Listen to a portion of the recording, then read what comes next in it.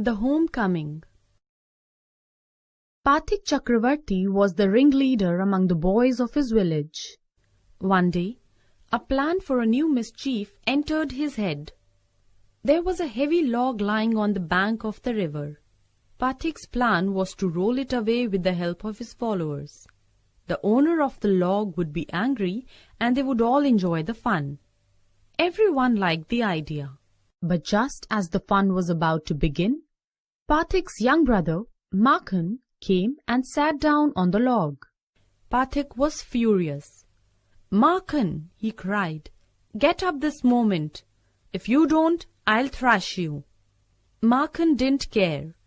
He only moved to a more comfortable position. Pathik ordered his followers to roll the log. The boys began to heave at the log. Pathik called out, "1, 2, 3, go!" At the word go, the log went, and with it went Makhan to the ground. The other boys began to laugh, but Pathik was a little frightened.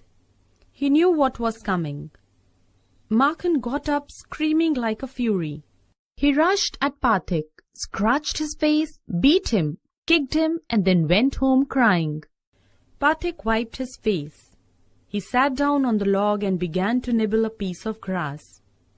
A boat came up and a middle-aged man stepped onto the bank. He saw the boy sitting there and asked him where the Chakravartis lived. "Go and find out," said Pathik, and continued to nibble the piece of grass. At that moment, a servant came down from the house. He told Pathik that his mother wanted him. When Pathik entered home, his mother called out angrily, "So you have been hitting Makhan again?" "No, I haven't," said Pathik angrily. "Who told you that I have?" "Don't tell lies, you have," shouted the mother. "I tell you I haven't," Pathik shouted back. "You ask Makhan." But Makhan thought it best to stick to his previous statement. He said, "Yes, mother, he did hit me." Pathik could not bear this injustice. He rushed at Makhan and rained on him a shower of blows. "Take that," he cried, and that for telling lies." In a moment, the mother took Makhan's side. She pulled Pathik away, returning his blows with equal vigor. When Pathik pushed her aside, she shouted out, "What, you villain? Would you hit your own mother?" It was just at this moment that the middle-aged stranger arrived. He asked what had happened. Pathik looked ashamed. When the mother looked at the stranger, her anger changed into surprise.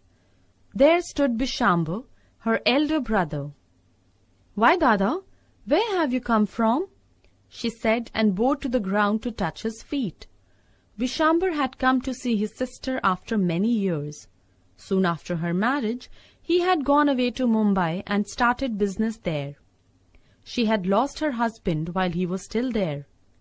Bishamber had now come back to live in Kolkata. As soon as he found out where his sister lived, he hastened to meet her.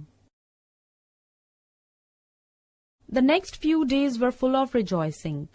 The brother asked how the two boys were doing in their studies. The sister said that Pathik was a big nuisance for her.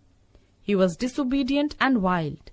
But Makhan, she said, was very good and gentle.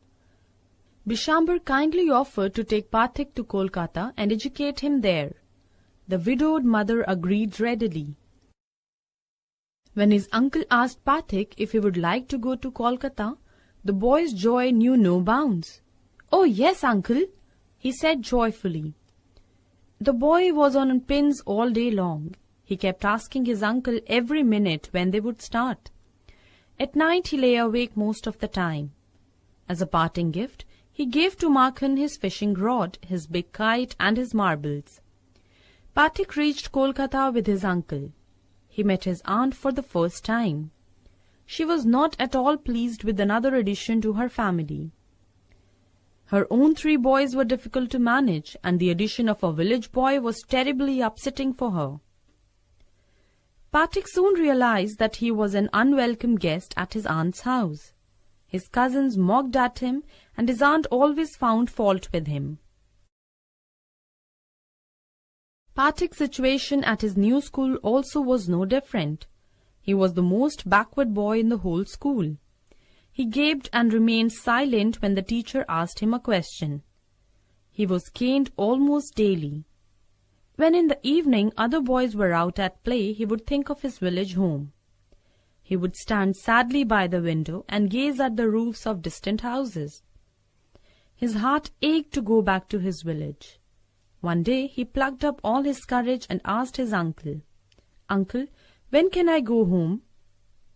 His uncle answered, "Wait till the holidays come."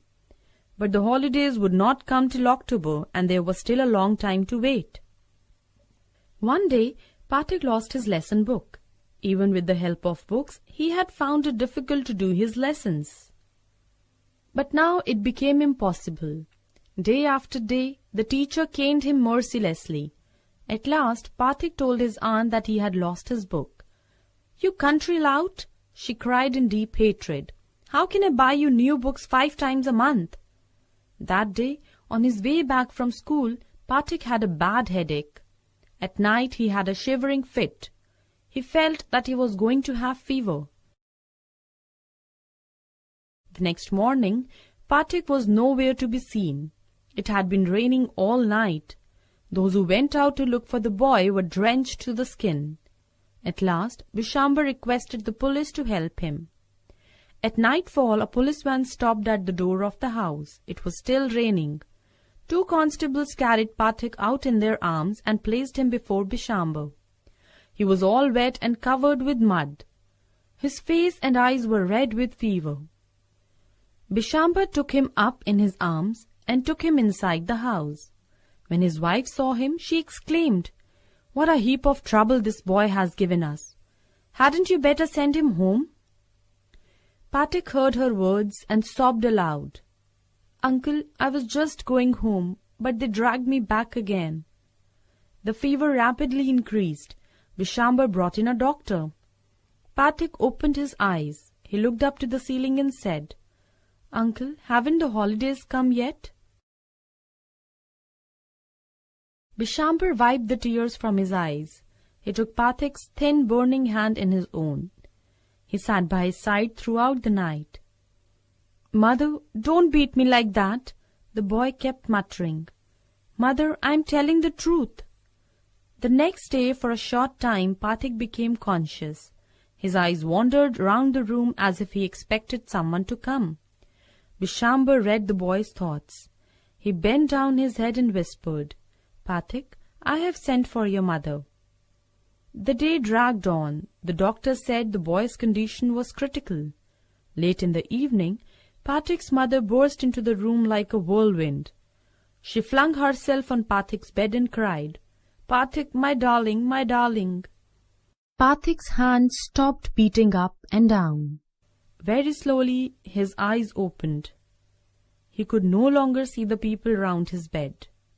At last he murmured, "Mother, the holidays have come."